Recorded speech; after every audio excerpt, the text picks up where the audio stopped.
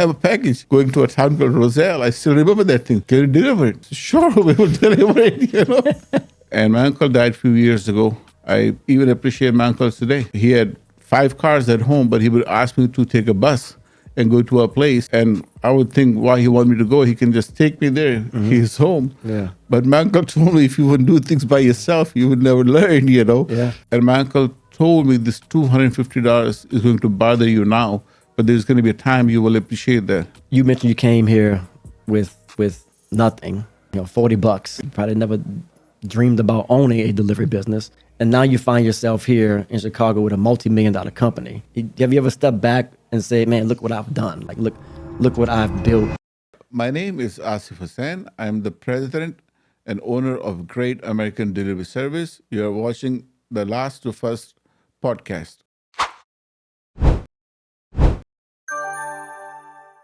We've all heard the saying before, trust but verify. But in the last mile, when you're working with agents and master contractors, verification is manual, complex, and very rarely achieved. Enter GigSafe. GigSafe solved the problem that matters to you most.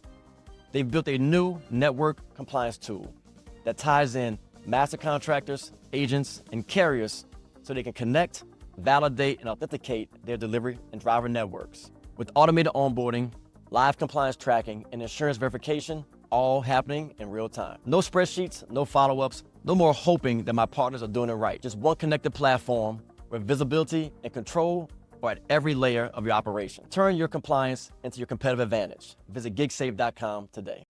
Last of First family, welcome back to our next episode of the Last of First podcast, where, look, we bring you all the happenings in the last mile space.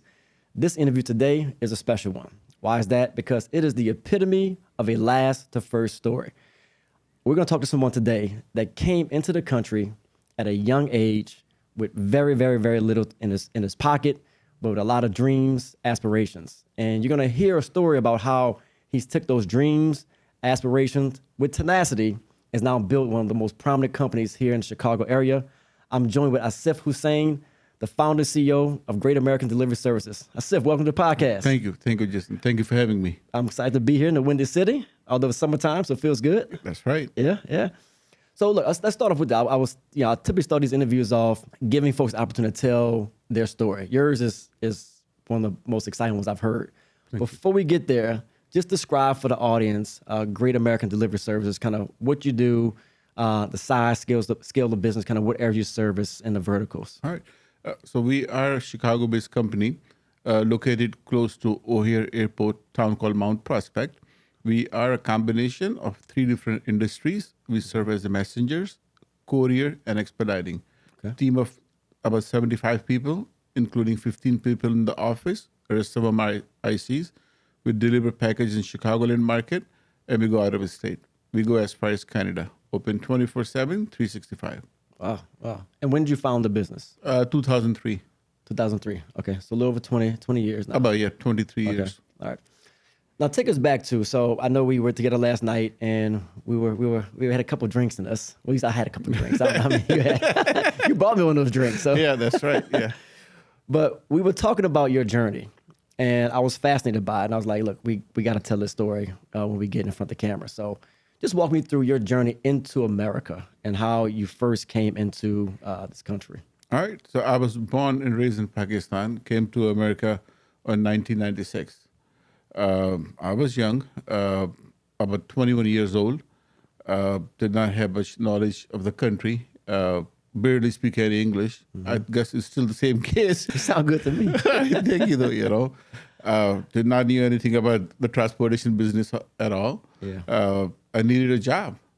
And at one point, I found a company in the suburbs of Chicago where my job was to pick up patients from nursing homes and dialysis center, take them to the hospitals and the doctor appointments. Okay. At that job, they taught us how to read a map book.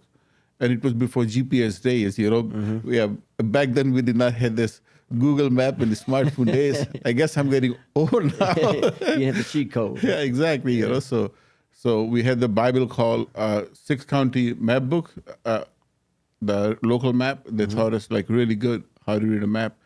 So this is where I gained that knowledge. And at one point, I was looking for a job, applied for a local delivery company. We did not have this job finders thing like today, like a Craigslist and those internet things. We used to have a employment paper, I believe. That's what they used to call it. I found that paper at a bus stand somewhere. Excuse me, called that company.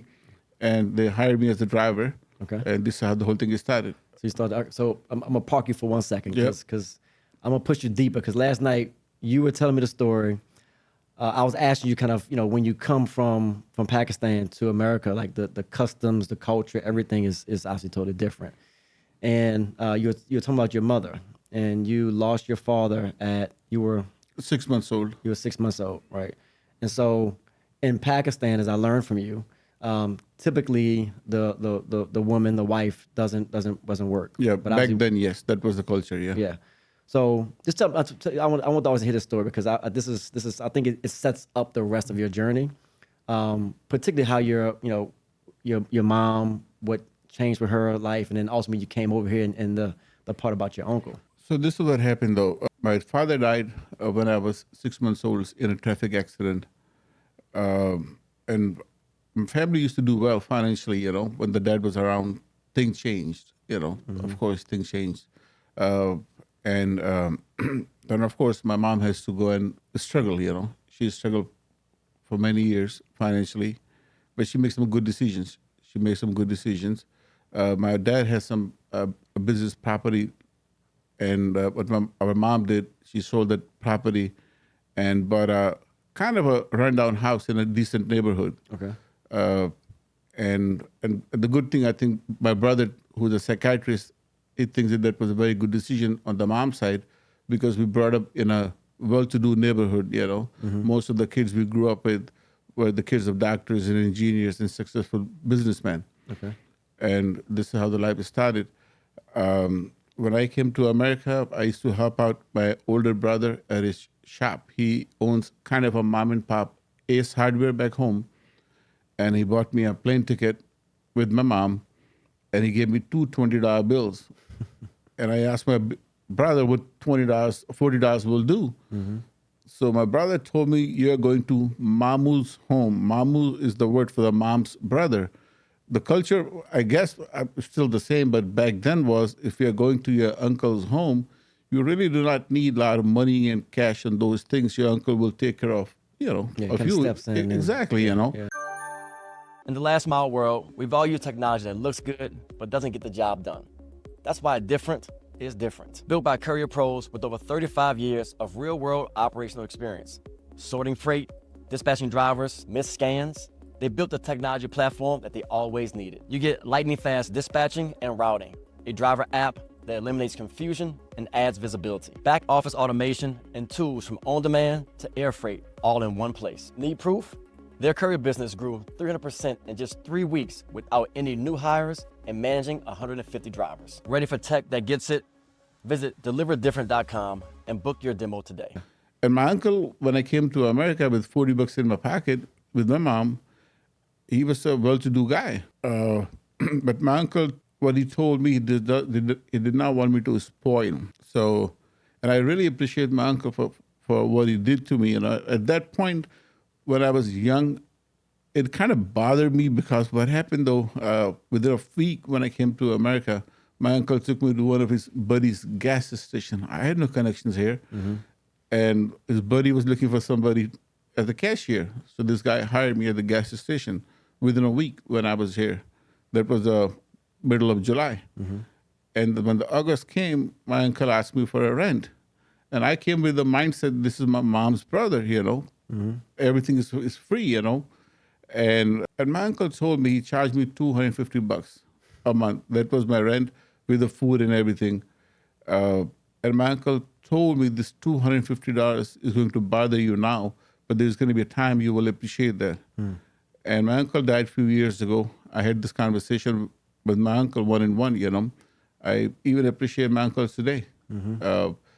He had 5 cars at home, but he would ask me to take a bus and go to a place, And I would think, why he want me to go? He can just take me there. He's home. Yeah. But my uncle told me, if you would do things by yourself, you would never learn, Yeah.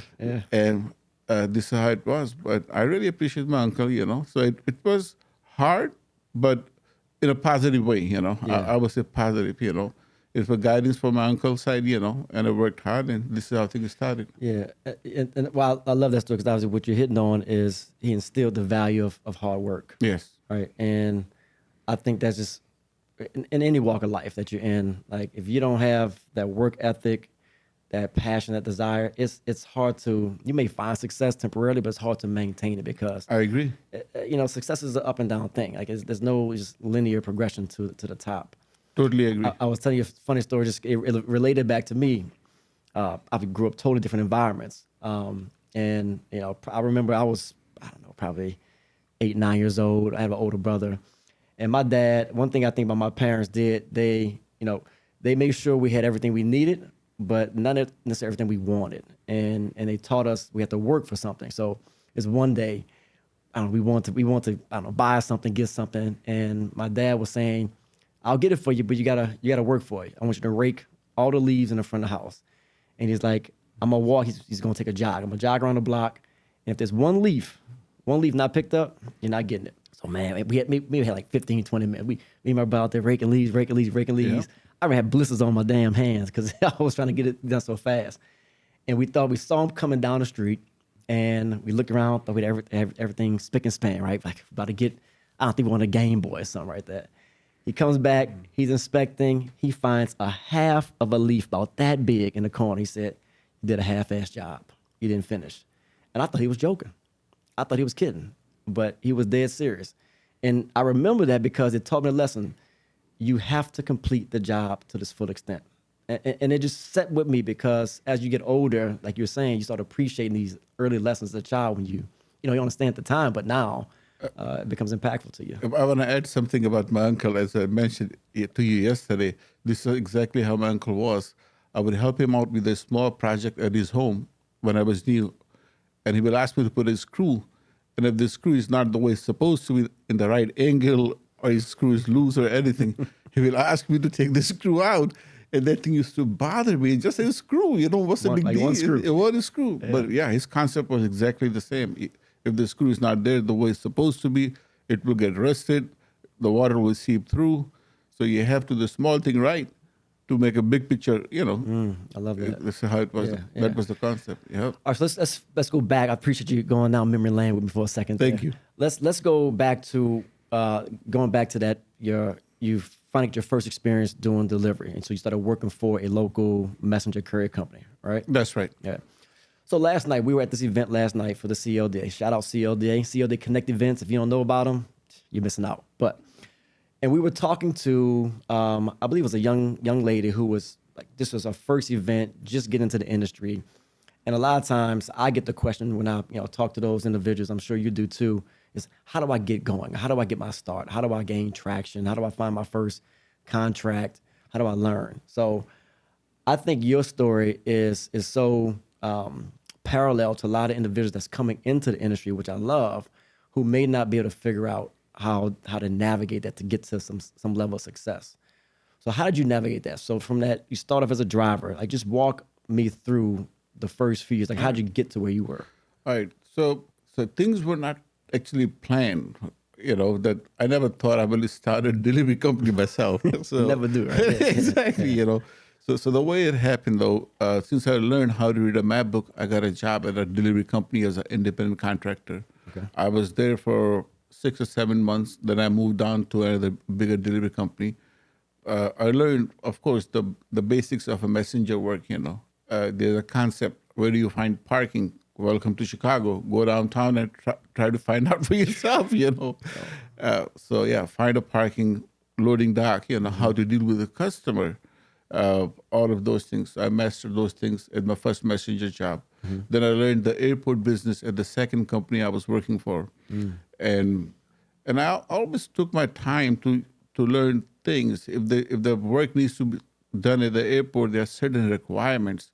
You just cannot go and take the package and fill out the paperwork and just get done with it. So you need to learn the concept behind it. If a certain package United Airlines will not take, why they will not take it? So next time you have the shipment, how you can resolve the problem with your dispatcher, with the airport employees, and those kind of things, so the first thing I would say for anyone very new, I would say go and get hired by some local delivery company and learn from there. Yeah, because what I appreciate that so much, because we would always, when we had our business, we were talking to our drivers, we were all trying to figure out how to get them to connect to the why, like to get beyond just the package you're delivering and really try to understand it, one from a customer service standpoint, but also to be able to problem solve, right? Because a lot of times, like, things don't go according to plan. Yes. It may not be a plan in some cases. And the more you understand logistics is just the art of planning, right? The more you understand the pieces of the puzzle, whether it's airport, whether it's medical, whether it's automotive, like all these different sectors, like that's so profound. I think sometimes people want to rush through that process. I'm sure you have drivers that do it. I've had drivers that just trying to go, and you make mistakes, but you're also not really understanding learning. So at what point did you start to say, man, I might be able to do this for myself? Like when did that light bulb start switching? Did you, so this is the second company you were at. Did you work for another company before you started Great American? Or? Yes. So from a local messenger company, I went to a courier service. So what I learned at that company, the business of the airport, how to handle packages at the airport and those things. There's a funny story behind it, if you really want to hear this. I got time. So the story is, it was not a plan to start a delivery company. I remember I was 23 years old, and I was having a conversation with this guy. It was a nice summer day in Chicago. Business was kind of slow. It was this guy was sitting in a pickup truck, and he asked me a question that how old I am, and I told him I'm 23 years old. And then this person told me that he's been in the industry for 23 years. And in the same conversation, this guy told me that he wants to start his own courier service or a messenger company. And I told this guy that once you start your company, if you need a driver, keep me in mind. Now, what happened, though, that the guy I was talking to, there was a big white guy sitting in a pickup truck. After like a week or two, I was going to that company's office where we both used to work. This guy was coming out of the office, and I reminded him that keep me in mind when you start your company. And this guy acted like really weird that I never had this conversation with him.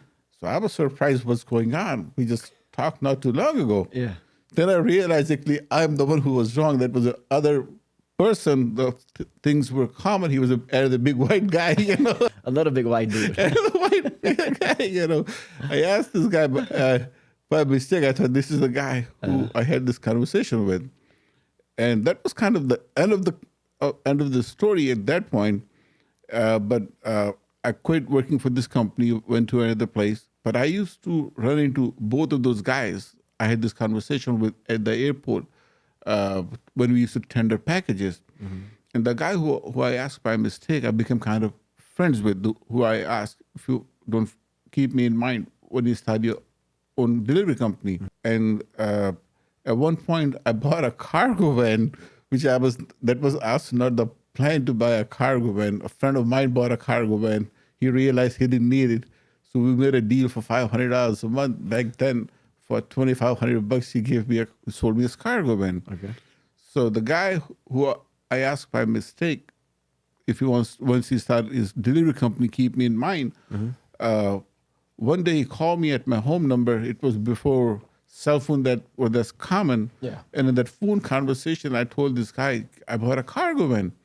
And this guy is the one who reminded me, you remember you asked me when you started your delivery company, so I know a few customers and you have a cargo van, maybe we can start a delivery company, So they said the whole thing is started. That's how it started. So that was your initial partner? Yeah, my first partner, yeah. Interesting. So it was not like a plan that, and of course it was hard in my mind. Yeah. In my mind, it's easy. In my mind, it was easy that the way I was working for a company, we will go and deliver someone's package and the customer will pay. That was not the case, So, okay, so I want to go a little deeper into that, because I think this is, again, another critical part of the story, right? So you make the decision, you kind of maybe fall into it with a partner. Yeah. But at some point, you got to start facing the reality of like owning my own business, Yes. right? So I'm not just a driver. You probably had a personal auto policy. Now you start realizing I got to, get a company structured. I've got to get all the insurances. I have to have. I don't know if you had software initially. I want to understand like what were those first. And I'm trying to get an understanding of what were the things you realized that you needed to have, and then how did you find the resources to have it? How do you fund this stuff? Where'd the money come from to start a business? We did not had money for cash flow in the beginning. That was the hardest part, you know. To begin with, when I had the initial conversation with my first business partner to start a company, of course, we talked to a CP, to a lawyer, you know. It was, so we had a conversation. He gave us some ideas. So we made an incorporation.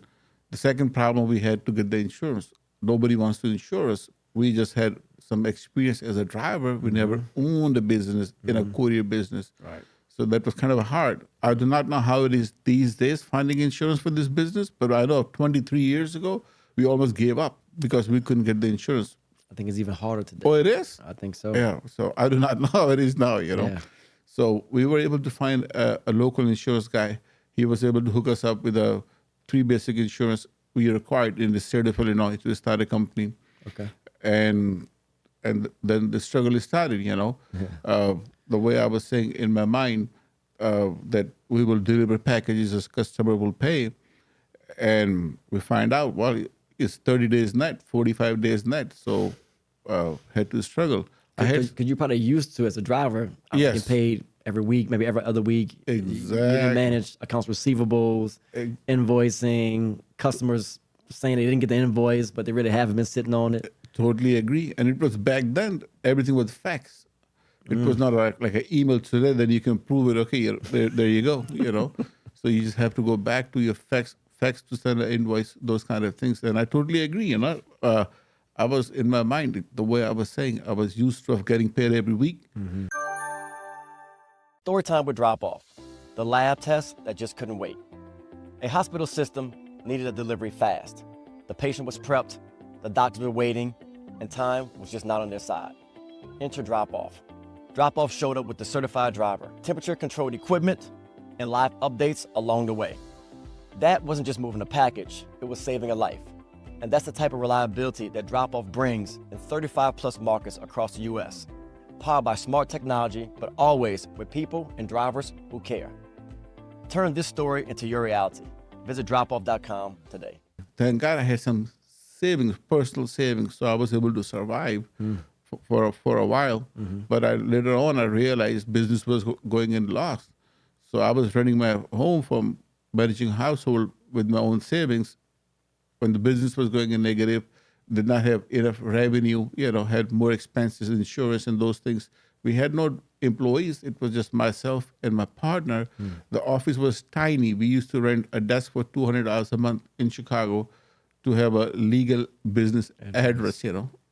So this is how the whole thing started. Yeah. Who was your very first customer? And how'd you source it? Well, the first customer was someone I personally knew.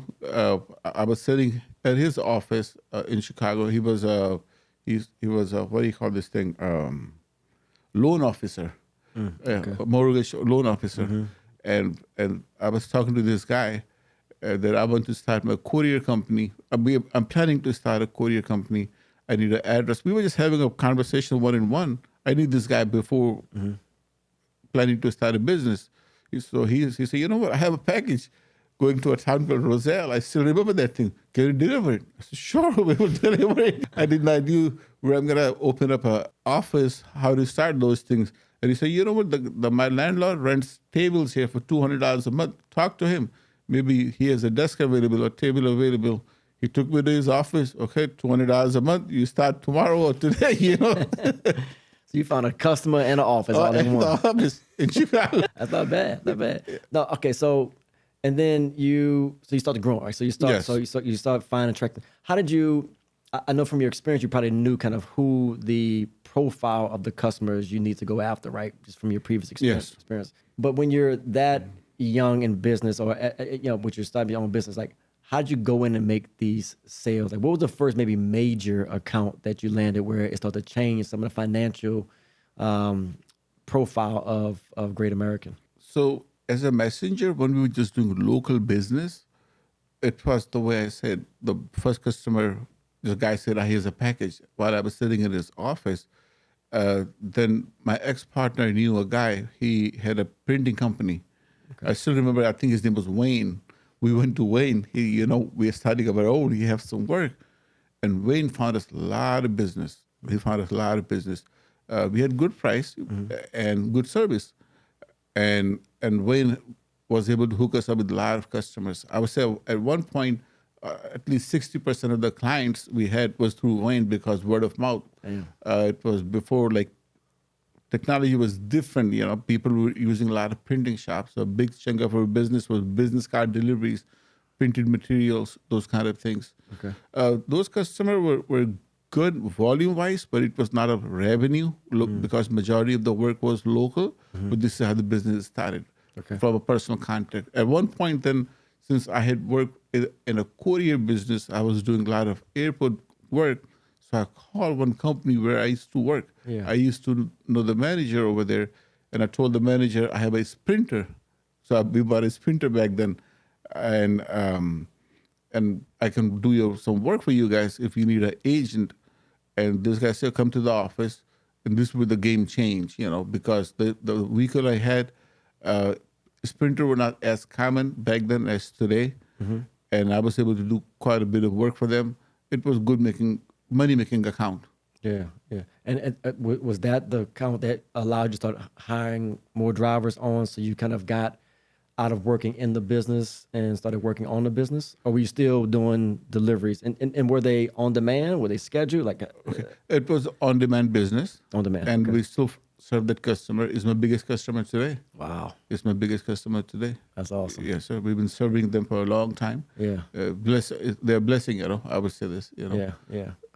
Your business, I'm jumping ahead a little bit. Your business today, what percentage of your customer base are what I would call direct customers? So where it's your relationship, you control it, you manage it, versus maybe through another regional company or through a 3PL? Is it 50-50? Is it more heavy 3PL side, direct side? It's more towards 3PL side, More 3PL side. Yeah, more 3PL side, yeah. Is that something that has shifted over the years, or has it always kind of been the makeup of your business? It's always, in the beginning, we had direct customer, majority of them, but at one point when I split my business from my ex-business partner, I was more towards working for more 3PLs. That was my personal experience. So he kept the direct customer. I went towards 3PL, and this is what the business model is today. But I think it needs to shift now because the market is shifting. A lot of big companies buying a lot of 3PLs, so things are changing. So we need to, of course, keep 3PLs, but we need to find some direct customers too. Yeah. Put a pin in that. I'm coming back to that because that's a great point that I'm curious to get your thoughts on. But you said your ex-partner and y'all separated. Yes. So I'm gonna put you on the spot. You're in the hot seat right now. What led to the separation of the partnership? Because I've talked to a number of people, and my own experience in this has been, I worked in my family's business. My mom and dad were partners, and Lord knows I don't know how the hell they survived, being married and business partners. Then we had another partner, but fortunately, I've never seen up close a partnership that didn't work out. But I've talked to several folks now where that was the case for them. So I'm just curious what happened and maybe what lessons you learned from that experience. So what happened though, after 4 years in business, we had a change of mind slightly. My ex-business partner, he was more into local messenger business. I was more into expediting an airport business. And he came up with the idea, honestly speaking, back then, I thought he's coming up with these ideas to piss me off. But he was honest. I will say at least that much. He was honest in those ideas because this is exactly what he did when we split the business. Because we did not become enemies, don't get me wrong, Yeah. We still talk every now and then. Okay. We still talk every now and then. And back then when we split the business, we will run into each other at downtown Chicago every now and then. Yeah. We will run into each other at the airport. We will have this conversation. And this guy had an idea that he can go to competition against UPS. Well, you have no money for cash flow, and you want to go against competition with UPS. Yeah. And his idea, he has his own idea that he can do very cheap package delivery, like Amazon stuff before the Amazon was there. Like heavy volume. Exactly. Like low heavy volume in dense areas. Exactly. But the issue back then was See, Amazon is they bring stuff to your warehouse, and you are going to bring everything to your warehouse, and you sort it, then you deliver.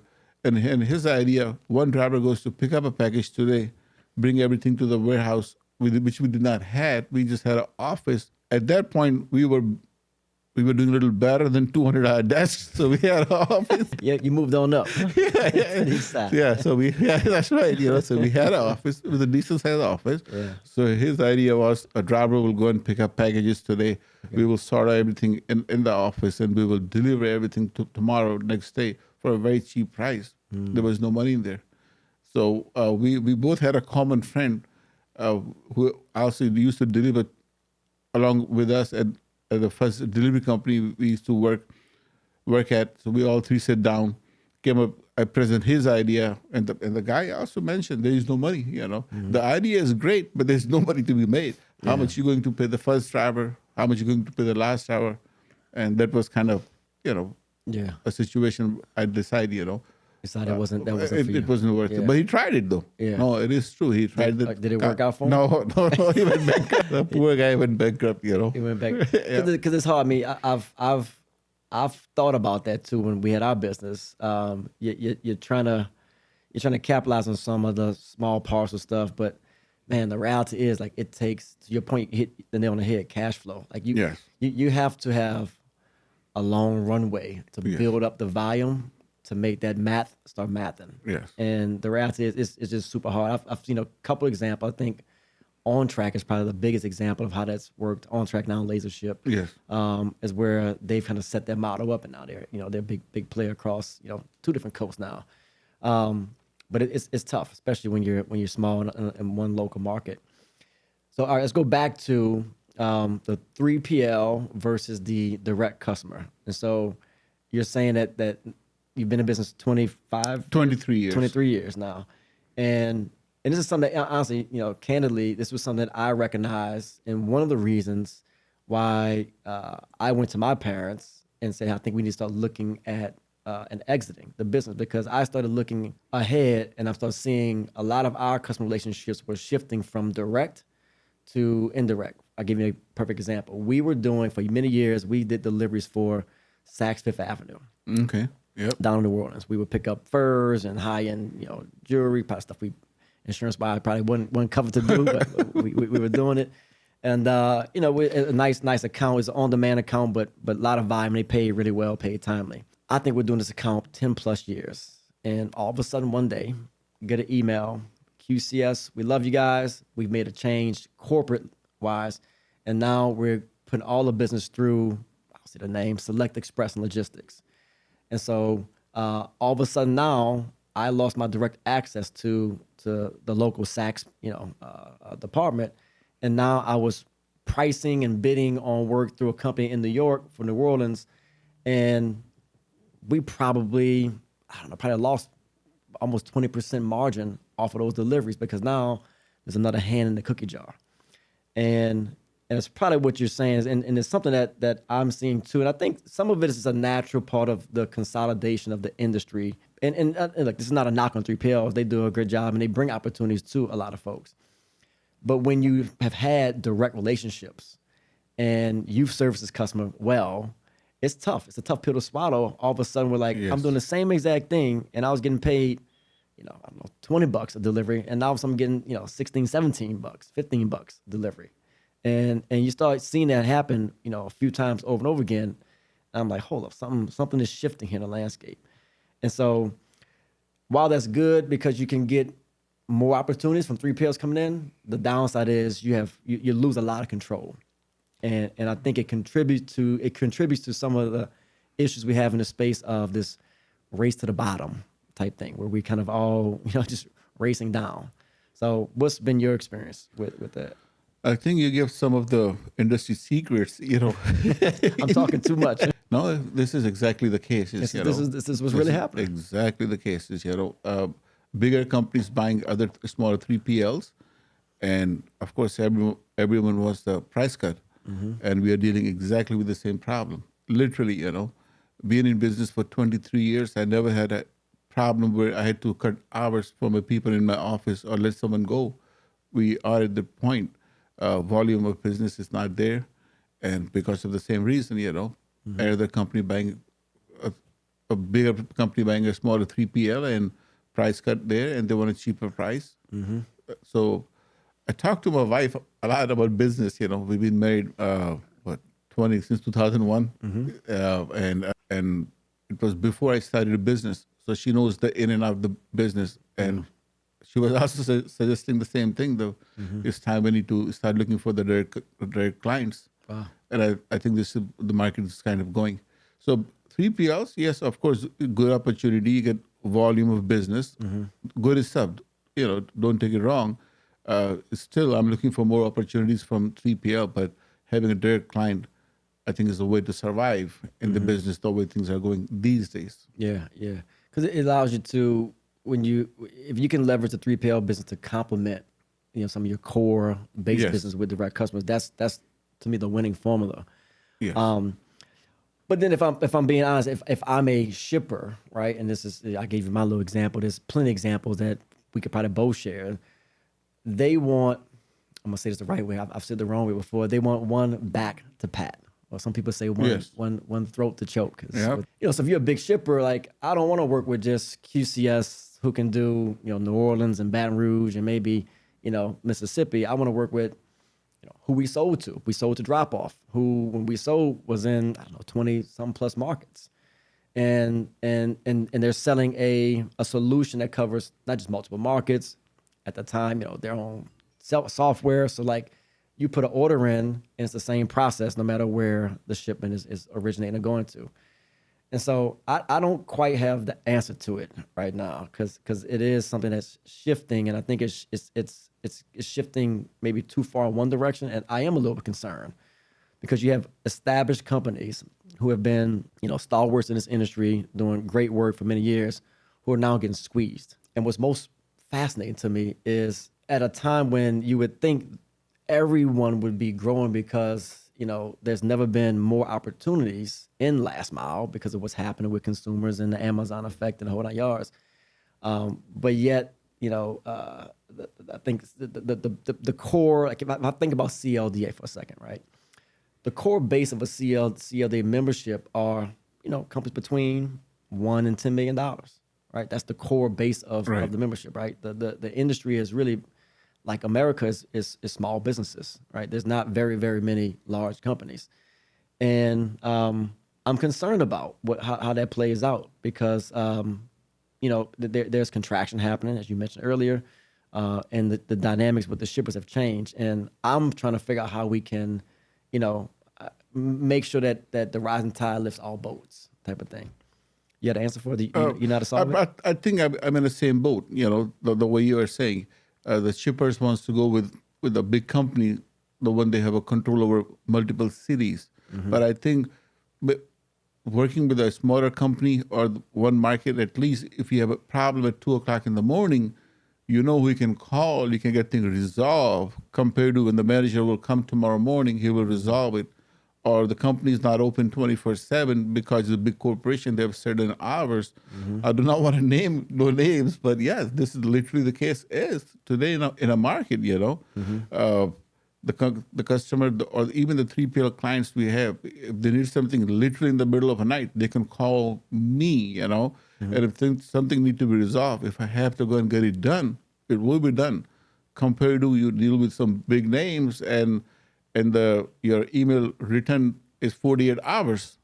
They will not get back to you before 48 hours because this is the SOP of the companies or 24 hours, Tomorrow morning or Monday, the management will come.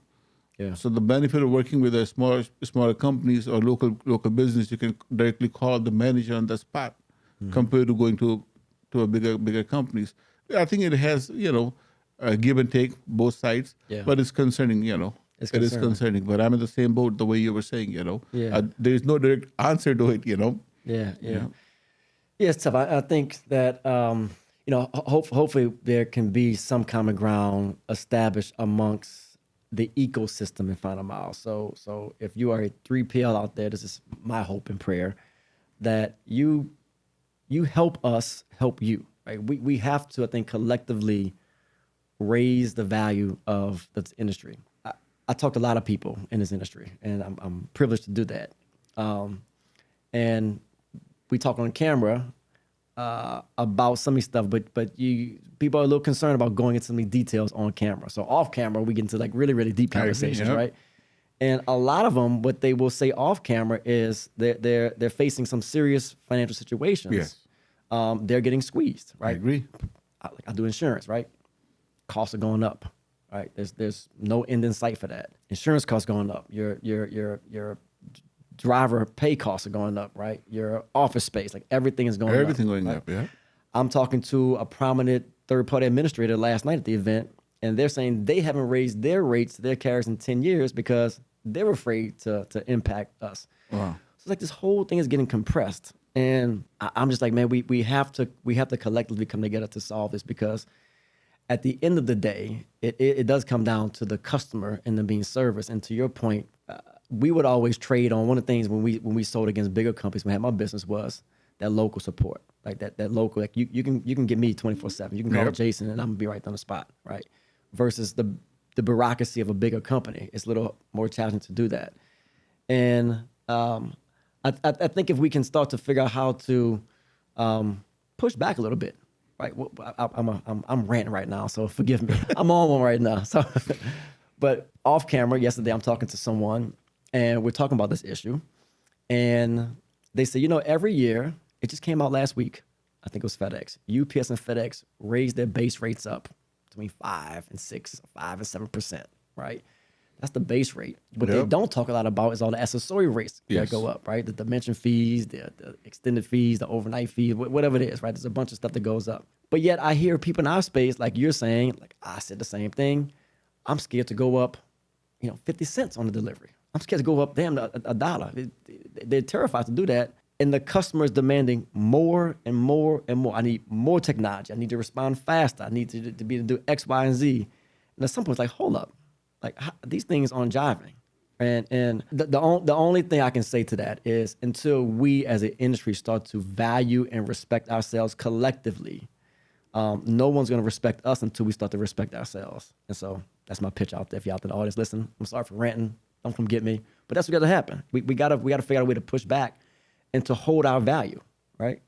So, But I have a question. go. Yeah. Hopefully my customers are not watching the 3PLs. Yeah, this all Jason last and first. Right? This is not Assif, right? How do you do that? But the reason I'm asking, okay, you see a lot of YouTube videos these days. With, I'm not saying all of them are negative, but some of those YouTube videos talks about it, you come to this industry and you make $800 a day, $400, 4 hours.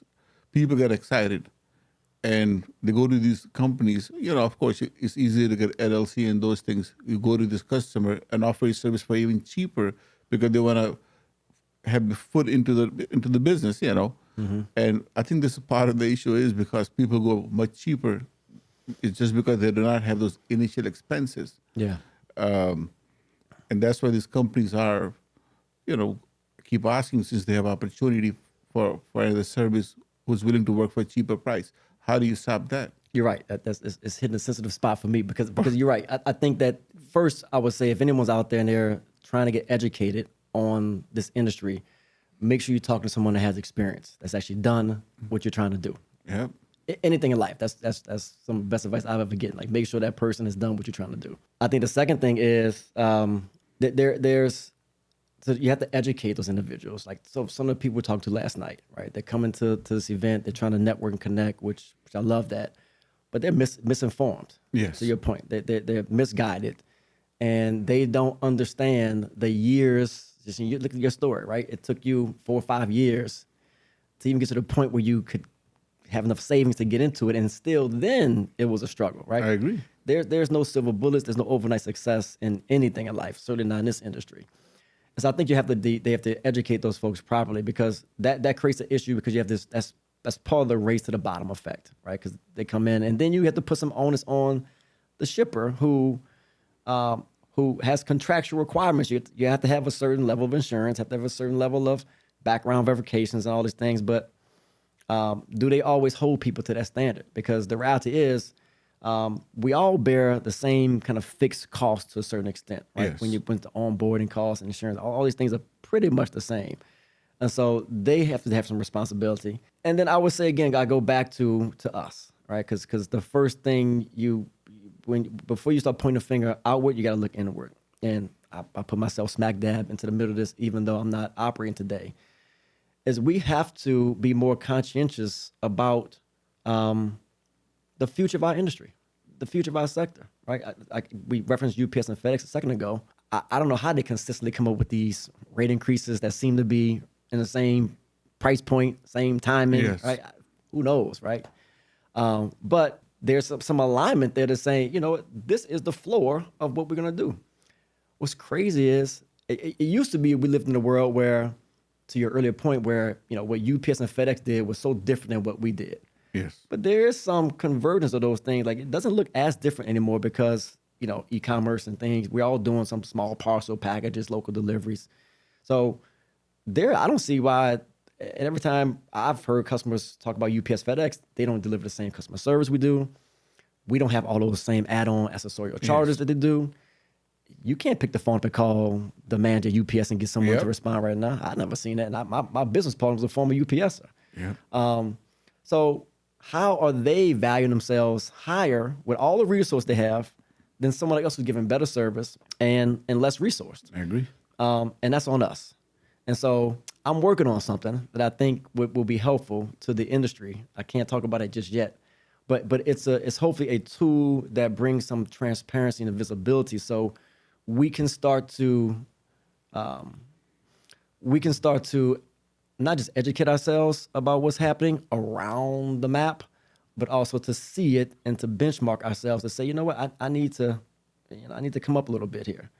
And I think it's going to take time, but I think over time, hopefully that begins to have that rising tide lifts all boat effect. But it's got to happen pretty soon because the things are it's not looking great. I agree. Particularly for your smaller companies. Well, looking forward to it. Yeah. You have a launch date? When are you starting? I think the fourth quarter this year. All right. Sounds good. It's fourth quarter this year. We're gonna have something that comes out, and we're gonna crawl, walk, run. But it's something that I've been working on, and it's a personal passion of mine because I am concerned. I truly am concerned, and I truly want this industry to go from last to first. And I see no reason why it can't if we can get out of our own way. All right, so enough about me. All right, so let's get back to your stuff. So I do want to. We got a few minutes left here. I do want to get to a couple of the pieces of your story, which is, how you have grown your business, the opportunities you've created for other individuals, in your organization. You mentioned about 75 people collectively, right? So I guess I'm trying to tie back into. You mentioned you came here with nothing. $40. Yep. Right. You had never thought about getting a delivery business. You probably never dreamed about owning a delivery business. And now you find yourself here in Chicago with a multi-million-dollar company. There's got to be a lot of pride in that, but also there's probably a level of responsibility you feel. So I guess I'm just trying to feel like and it's probably hard because, you're probably often head down grinding, but have you ever stepped back and say, man, look what I've done? Like, look what I've built with my wife, with my team, and how much that means to the people that's in your organization. Yeah. First of all, I believe it's a blessing from the skies, and yeah, I feel pride in it. We feel successful, and it comes with a lot of responsibility. Comes with a lot of responsibility, how you treat your people, how you treat your customers. The scary part sometimes is the cash flow. You need to make sure the money is there because there are times where customer is not paying on time. And you know how it is in this industry. The way you were saying earlier, customer missed an email, the invoice was sent, wasn't there. So it comes with a pride, with also a lot of responsibility to manage your team, how to handle with the people. Yeah. So it's an honor. I would say it's an honor, but a lot of pressure too. I was literally... It does not happen every day, thank God, but like literally last night at 3 o'clock after CLDA event, I had to answer some text messages. My office did not call me. I was in the bed. I just looked at my phone and I knew this is a problematic job. And I knew what happened last time when we handled this order for a customer. And what I even do now, from years, I make a note of the job. There was an issue, a problem. So there are certain things that's saved in my phone. I texted to my dispatcher literally before I closed my eyes last night to make sure this is how you handle this job. So responsibility is there, But it's part of I think it's a part of owning a business. Yeah, yeah. This is how it is. Yeah. No, it is a responsibility. It is pressure to it. Yes. It's not for everybody. Yes. I think we could probably have a whole other episode talking about, managing the stresses. Oh, yes. Of that. You mentioned cash flow. How do you finance the business today? Do you have like a line of credit? Or you just operating off the business's cash flows? How do you do it today? Savings. Saving is number one. I have a line of credit, but I never had to use it. But this is just a backup if I ever needed it. So saving, I make money, but does not mean you spend it all, because then you will be just dealing with line of credit and all of those things. So I never had to use it. But business savings is the goal for me. Yeah. And then going back to from like a sales and marketing standpoint. So how do you approach sales and marketing? So a company of your size, like, do you have a salesperson in your organization? Are you kind of leading the effort? Like, so, we talked about trying to find more direct customer opportunities. Like, how do you game plan for success there? All right. In the past, it used to be personal connections and myself directly calling people. Now I go to events like CLDA and ECA, those events, try to meet shippers, meet owners of other courier companies. I picked up an account at a last CLDA event in San Diego, California. I met a guy from California. We were having a conversation that I am in Chicago. He introduced me to his friend who was from New York. He needs to work in Chicago. So going to CLD and ECA events, but I also have someone part-time in sales. Okay. So all of the combination of all of those things, some internet marketing, having a working website, those things. Yeah. And word of mouth, I think, is the most important thing. Yeah. I think there's no replacing word of I mouth. agree. And I love that story about CLD, because that's, I think, my second biggest account in my career came through almost the same story. Somebody I met years before CLDA said, hey, I know someone that needs something here, and it turned into a multi-million-dollar opportunity that had I not met this guy and kept a relationship going, I was his first called and just was able to capitalize on it. And that's the power of it. But that takes time, right? That doesn't happen overnight. No, it does not. You've been investing in those relationships for many years. Yes. Can I mention something? Yeah, please. So I would like to mention something that you saw my old business card saying MCA, Messenger Courier Association of America. I did see that. I was a member twice, but never utilized the opportunity. Never went to an event. Never thought of it. I was a member twice just for the marketing purpose. Just to put the name on the website, and the name on my business card. And now I see the value. Start going to the events for the last 3 years. So besides having on a website, personal relationship, the way we make, going to the events makes a big difference. Yeah. So it adds the value to my business. Yeah. No. Yeah. It takes all these things, right? I agree. There's no like one way to do it. It's a combination of online presence, kind of hand to hand, going to meet people and networking. Yeah. I got a question for you. 'Cause you're in Chicago, which is one of the larger markets in the country, especially from a transportation standpoint. There's a lot of things happening here. The guy that owns the studio we're sitting right now, we're just talking off camera. He manufactures condiments, ketchup, and ships them, out to distributors all over the place, right? So when we off camera, we should hook him up. Sure. Talk to him, right? Yeah. He's probably back to listen to us right now. But being here in this market, I would think you would be able to find like more local opportunities, because there's just so much happening. Whether it be law firms or like manufacturers, industrial work. Like, are you able to kind of capitalize on some of the market you're in? I totally agree. It's one of the biggest economy in America, Chicago. But also a lot of competition. So it has both parts, positive and negative. You can take it both. Yeah. So there's a lot of opportunities and a lot of competition. But yeah, you have to look at the positive side. If you want to survive in the business, especially in this environment, you have to keep getting your name out there to clients to make sure you exist. And opportunities there, Chicago. Yeah. There is no doubt. Yeah. Two final questions for you. one, the last customer you lost, why'd you lose them? Lack of communication. Like communication. Lack of communication. Okay. Yeah. So- That's the key of this business, So that's why we have a TMS system for the last few years, since 2019. Okay. Keep up with the customer with the better communication, automatic updates, integration, those things. So that's the key. Yeah. You invested in, Yeah, exactly, in tools yes. that can do it. Yeah. Yeah. Yeah. Huge. I thought you were going to say pricing. No, but pricing is. I think customer look at your service. Yeah. Pricing is in the bigger side, bigger customers. Because the way we were talking earlier, we have lost volume because of the pricing, because the customer wants to, they want to go for the cheapest bidder or the cheaper bidder. So here we have lost volume of the business, but they're not lost customer because of the pricing. Yeah. Yeah. I want to say one more thing because I don't want to get myself in trouble either. We talking about the 3PLs, right? And I don't want to. It's certainly not an attack on those guys, because I truly, and I know some of them personally.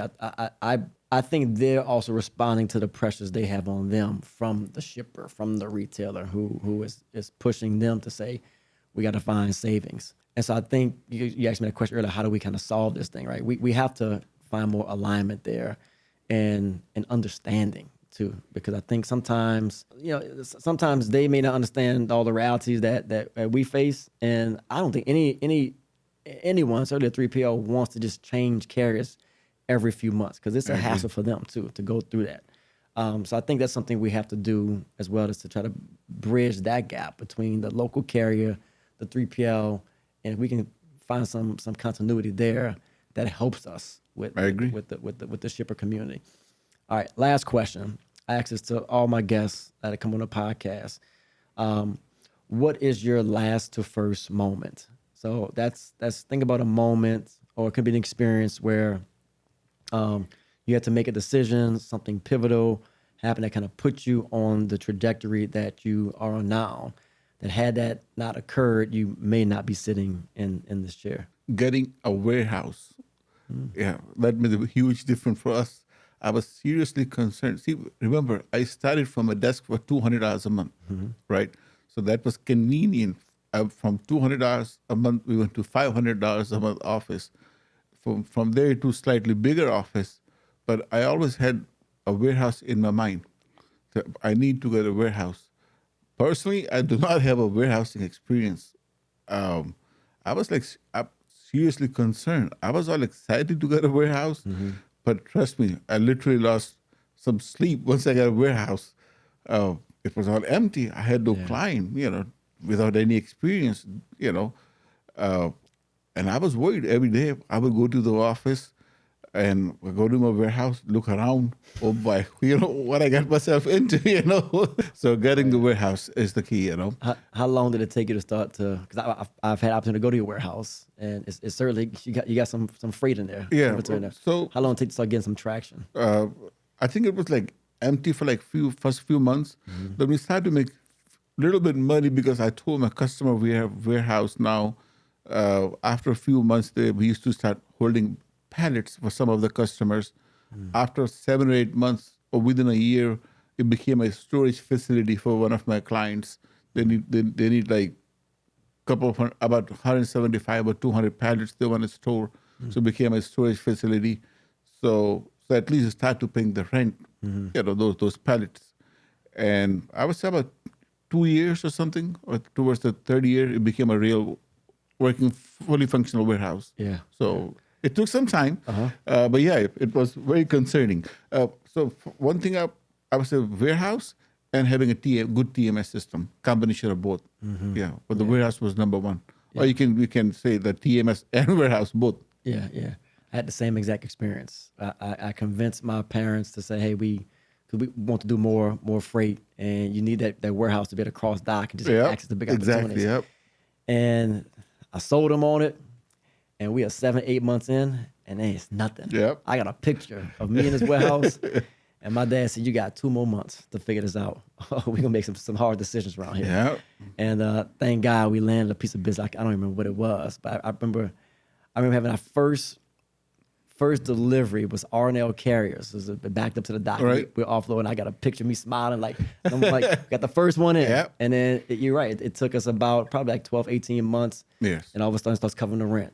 That's You right. start making some profit on it. That's and it right. just opens you up for all kind of opportunities that you would never have access to before. So yeah, I can appreciate that. Yeah. That moment. So about a year ago, I got the biggest client. What I was like hoping to get. When finally I get the first customer, they sent us a first job. I print out the first job. It's still posted in my wall in my office.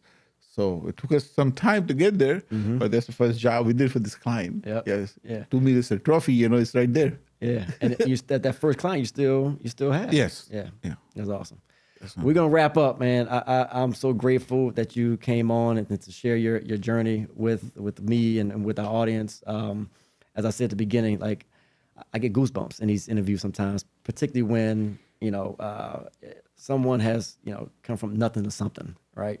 And anyone can come up with excuses, but very few can actually overcome those things and make something happen. So just salute to you, to your team for what you have built, what you will continue to build. We're gonna try to get you a contract here with delivering some local ketchup around Chicago, something like that. I think he can hear me back on the side of this ball back here. But grateful for you for what you've done. Thank you. And can't wait to see kind of what happens in the future. And we're gonna have you back on when I launch this product that we're talking about. You got it. Right? So we can see how it's working out. Sounds good. Last First Family, appreciate you joining us today. Assif Hussain, Great American Delivery Services here in Chicago, Illinois. If you need deliveries, this is the man.